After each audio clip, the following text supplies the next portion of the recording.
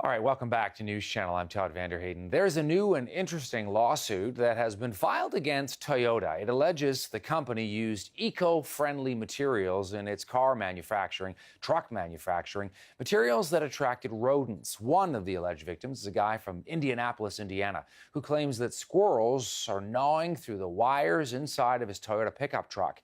Brian Kabateck is a lawyer who is helping out with this class action lawsuit. He's joining us now from Sacramento. Brian, thanks for your time today. Thank you, Todd. Happy to be with you. So in layman's terms, tell us what is at the heart of this and why it's led to a lawsuit. So this is a class action lawsuit that the client has brought as a class representative of all people who own Toyota cars that were manufactured in the last half dozen years or so, when Toyota switched to using a soy-based wiring compound instead of just the old petroleum-based plastic that used to cover the wires inside the cars.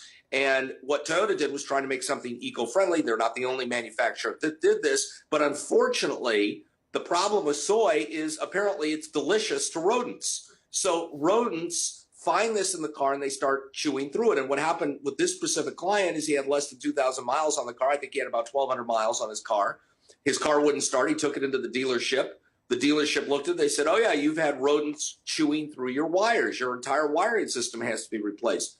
He wasn't particularly worried about that because he was under warranty. So they fixed it and they handed him a bill for a couple $1,000. And he said, wait a minute, I'm under warranty. And they said, oh, no, rodents and vermin are not covered. It's not covered under the warranty. You have to pay this yourself. So he paid it, and then he found us, and we started investigating, and we found out that this is a tremendous problem.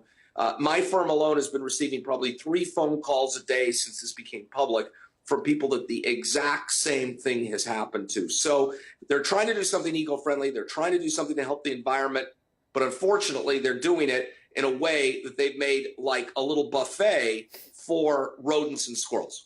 It's such a strange story, Brian, when you think about it, and that this kind of thing would happen from, an eco-friendly product, and all of a sudden you got rats and rodents eating the actual wiring. What is Toyota saying here, if anything, on this?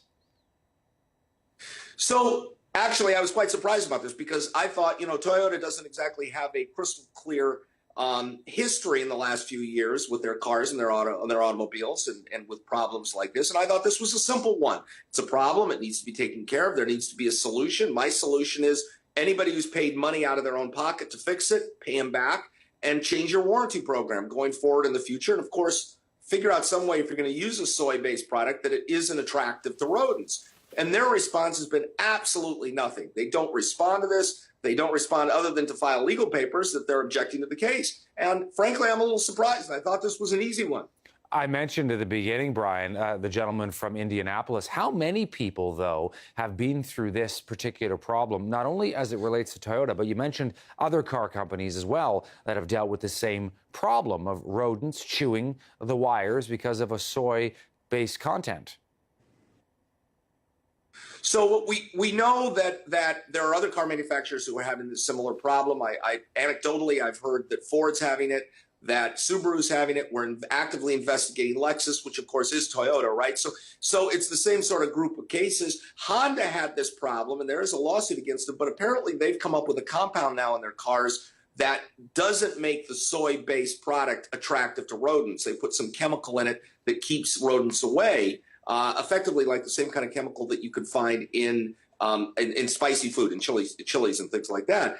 And so this is kind of a wide-based problem, and there needs to be a solution because it's pretty unfair to people who go out and buy a car and think that they're buying a car economically and they're getting a warranty on it. And then what they do is they turn out having a tremendous problem going down the road, and we just want it to be fixed. Brian Kabateck joining us from Sacramento. Great to have you on the program. We'll be following this closely. Thanks for your time.